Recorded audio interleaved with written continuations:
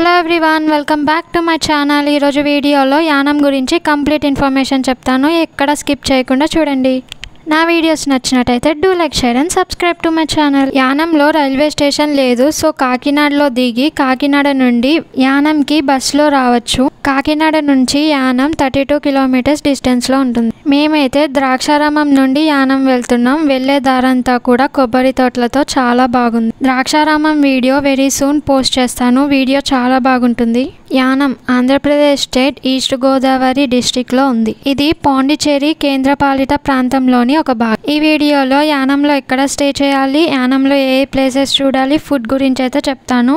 ఈ వీడియో చూసి మీరు ఈజీగా 2 days యానం ట్రిప్ని అయితే ప్లాన్ చేసుకోవచ్చు. కాకినాడలో దిగిన తరువాత కాకినాడ టు యానం వచ్చే వేలో కొరింగా వైల్డ్ లైఫ్ సెంచరీ ఉంటుంది. అది చూసుకోండి, అది చాలా బాగుంటుంది. మాకు టైం లేకపోవడంతో వెళ్ళలేదు. అదే వేలో యానం మ్యాంగ్రోవ్ ఫారెస్ట్ కూడా ఉంటుంది. అదే వేలో ఒబిలిస్క్ టవర్ కూడా ఉంటుంది. ఆ టవర్ మీదకి ఎక్కితే యానం మొత్తం కనిపిస్తుంది. ఈ 3 చూసేసుకొని యానం చర్చ్ దగ్గరికి రండి. ఇదే యానం చర్చ్. యానం చర్చ్ కి ఎగ్జాక్ట్ ఆపోజిట్ లోనే రూమ్ స్టేస్ అయితే ఉంటాయి. చెక్ చేసి తీసుకోండి. ఈ ఏరియాలో ఎక్కడైనా కూడా రూమ్స్ దొరుకుతాయి. మీకు ఎక్కడ వీలైతే అక్కడ తీసుకోండి. ఈ ఏరియా ఎందుకంటే ఇదైతే సెంటర్ అన్నమాట. ఏ ప్లేస్ కి వెళ్ళాలన్నా కూడా ఇక్కడ నుండి ఈజీగా ఉంటుంది. అందుకని ఇక్కడైతే రూమ్స్ తీసుకోండి. అక్కడ రూమ్ తీసుకొని రిలాక్స్ అయిన తర్వాత నెక్స్ట్ డే మార్నింగ్ ఇలా ఈ ఆర్చ్ దగ్గర నుండి స్ట్రైట్ గా కొంచెం దూరం నడుచుకుంటూ వెళ్ళినట్లయితే ఈ ప్లేస్ వస్తుంది.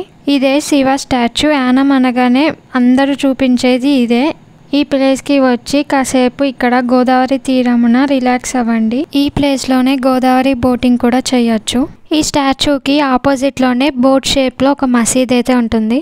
ఆ మసీద్లో ఫ్రైడే రోజు తప్పితే మిగతా రోజుల్లో ప్రేయర్స్ అయితే జరగవు. ఈ రివర్ బీచ్లో ఉన్న అన్ని టూరిస్ట్ అట్రాక్షన్స్ని రిలయన్స్ ఇండస్ట్రీ వాళ్ళే స్పాన్సర్ చేశారు. ఎదురుగా చూసేదే బోటింగ్ పాయింట్. గోదావరి రివర్ మీద బోటింగ్ చేయాలి అనుకుంటే పర్ పర్సన్ వచ్చేసి 100 to 150 అయితే ఛార్జ్ చేస్తారు. ఒక 15 to 20 minutes అలా తిప్పి తీసుకొస్తారు. మేము ఆఫ్టర్నూన్ 2కి అయితే వెళ్ళాం. అప్పుడే వర్షం పడి ఆగింది. వెదర్ అయితే చాలా బాగుంది. ఇక్కడ ఫోటోషూట్స్ కి చాలా బాగుంటుంది. ఛానల్లో విజయవాడ, వైజాగ్, హైదరాబాద్, వరంగల్ ఇంకా చాలా ప్లేసెస్, చాలా టెంపుల్స్ వీడియోస్ అయితే ఉన్నాయి. ఒకసారి ఛానల్ ని విజిట్ చేయండి. ఏ ట్రిప్ కి వెళ్ళాలన్నా కూడా నా వీడియో చూసి ఈజీగా ప్లాన్ చేసుకోవచ్చు. అంత ఈజీగా అయితే ఉంటాయి.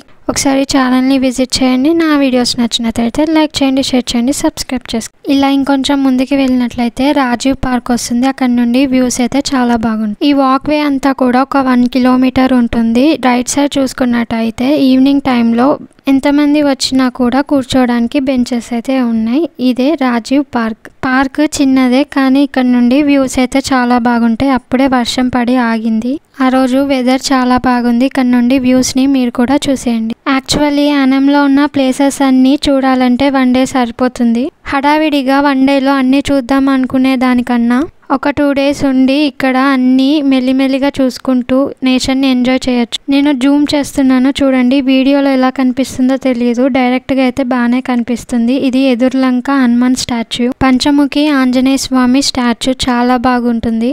ఈ బ్రిడ్జ్ మీదుగా వెళ్ళినట్లయితే ఆ స్టాచ్యూని తప్పకుండా విజిట్ చేయండి. చాలా పెద్ద స్టాచ్యూ అది, పంచముఖి ఆంజనేయ స్వామిది.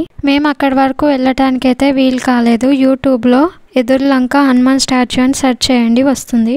యానంలో ఉన్న ఈ ప్లేసెస్ అన్ని చూడాలంటే ఓన్ వెహికల్ ఉంటే చాలా బెటర్. ఇలా ఇంకొంచెం ముందుకు వెళ్ళినట్లయితే భారతమాత బ్రౌన్ స్టాచ్యూ అయితే వస్తుంది. భారతమాత స్టాచ్యూ నుండి ఇంకొంచెం ముందుకు వెళ్ళినట్లయితే జీసస్ క్రైస్ట్ స్టాచ్యూ అయితే వస్తుంది.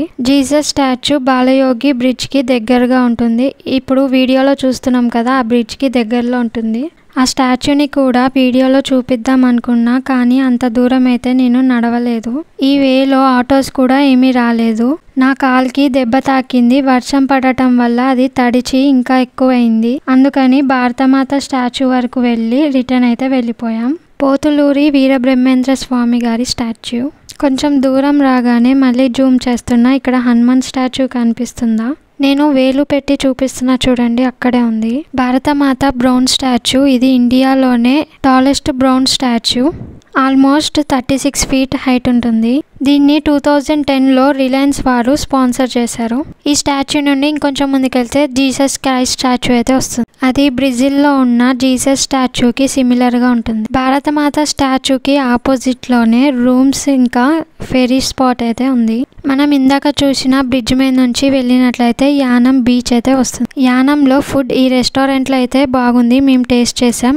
లెఫ్ట్ సైడ్ చూసుకున్నట్టయితే అదే రెస్టారెంట్, శ్రీ బాలాజీ రెస్టారెంట్. ఇది ఎక్కడ అంటే ఫస్ట్ మనం చర్చ్ చూసాం కదా, చర్చ్ నుండి స్ట్రైట్ గా వెళ్తే శివ స్టాచ్యూ వస్తుంది. అదే బ్యాక్ సైడ్ వచ్చినట్టయితే ఈ ఏరియా వస్తుంది. ఈ ఏరియా నుండి ఈ సందులోకి వెళ్ళినట్లయితే రైట్ సైడ్ లో మీకు ఆ రెస్టారెంట్ కనిపిస్తుంది. ఇక్కడ ఫుడ్ బాగుంది. చర్చ్ దగ్గర రూమ్స్ తీసుకున్నట్లయితే ఫుడ్ కోసం ఇక్కడికి వెళ్ళొచ్చు. ఇది వాకబుల్ డిస్టెన్స్ లోనే ఉంటుంది. ఈ వీడియోలో చెప్పిన ప్లేసెస్ అన్ని కూడా స్క్రీన్ పైన ఉన్నాయి. యానం వెళ్తే మోస్ట్ రికమెండెడ్ ప్లేస్ అయితే మ్యాంగ్రోవ్ ఫారెస్ట్ లేదా కొరింగా. ఈ రెండు సిమిలర్ గా ఉంటే ఈ రెండిట్లో ఏదైనా విజిట్ చేయొచ్చు. వీలైతే రెండు విజిట్ చేయండి. మేమే మిస్ అయ్యాం. మళ్ళీ ఎప్పుడైనా వెళ్తే చూపిస్తాను. నా వీడియోస్ నచ్చినట్టయితే లైక్ చేయండి, షేర్ చేయండి, సబ్స్క్రైబ్ చేసుకోండి. Thank you for watching. Next వచ్చే వీడియోస్ అన్ని చాలా బాగుంటాయి. చాలా టెంపుల్ వీడియోస్ కూడా ఉంటాయి. సబ్స్క్రైబ్ చేసుకోండి మరి.